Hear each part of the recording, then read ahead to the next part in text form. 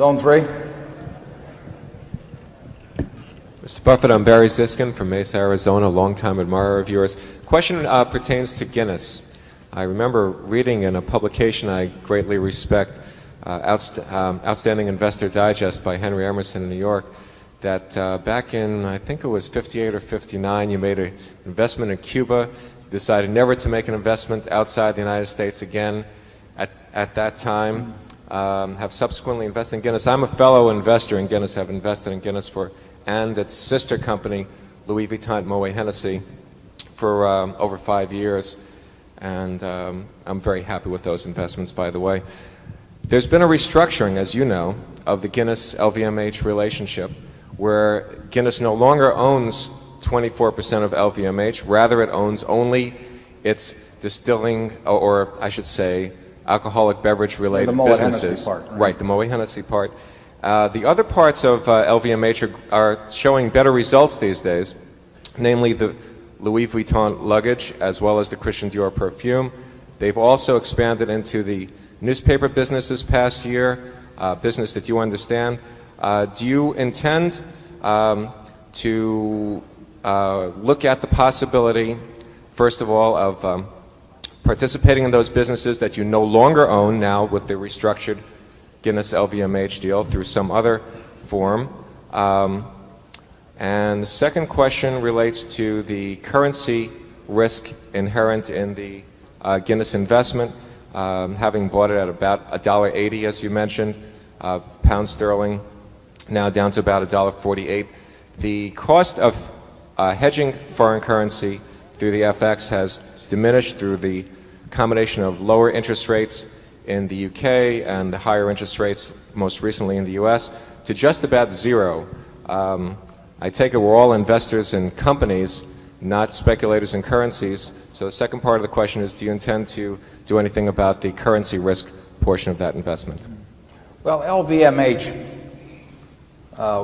which as you mentioned was 24% owned by Guinness, you know, that's one of thousands of securities that we could be a buyer or seller of. So I really don't want to comment on LVMH's specific attractiveness or lack thereof. And Guinness, I think what Guinness did was quite logical. I mean, their interest in that operation was basically through the distribution advantages that it gave to Guinness's own brands around the world to be hooked up with Moet Hennessy and vice versa. So I think what they did was logical. You can the question of the exchange rate and all of that, the exchange rate in terms of what they got in the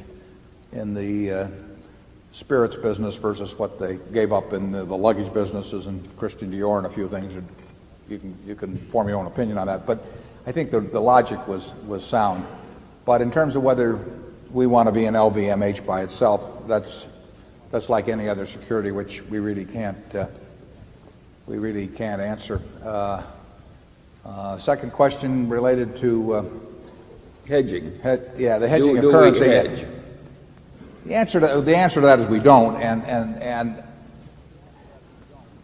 Coca-Cola, as I mentioned, gets 80% of their earnings from a variety of currencies. The yen and the mark being two very important ones.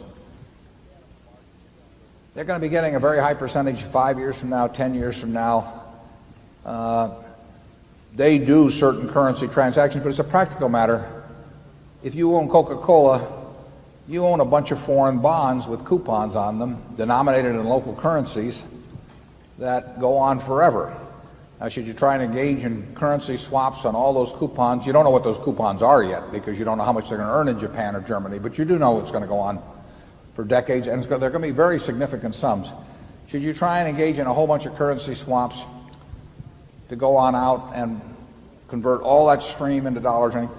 We basically don't think it's worth it. We don't think our opinion on currencies is any good. We think the market probably we know it knows as much about it. It probably knows more about currencies, but we do not know more than the market does about currency. So there are costs to hedging, and even though interest rate structures may cause the curve to look flat going out forward, so that in effect there's no contango on it, there's still the cost. There are costs in it. Now it's a relatively efficient market, so that they're not huge. But we see no reason to incur those costs with what we regard as totally a 50-50 proposition. And it really doesn't go out that far anyway. I mean, we could do it for a couple of years. But if you take that, the way we look at businesses being the discounted flow of future cash out between now and Judgment Day, we can't really hedge that kind of a risk anyway. We could keep rolling hedges, but there's a cost to it that we don't want to incur. We wouldn't worry a whole lot about whether some portion of our earnings, whether it's from Guinness, whether it's from Coke, whether it's from Gillette, are denominated in some mixture of marks and pounds and yen and dollars, or whether they're all in dollars. We'd slightly prefer it if it were all in dollars, but we don't lose sleep over the fact that it may be coming from a mix of currencies like that. We wouldn't like it in terms of, obviously, some very weak currencies.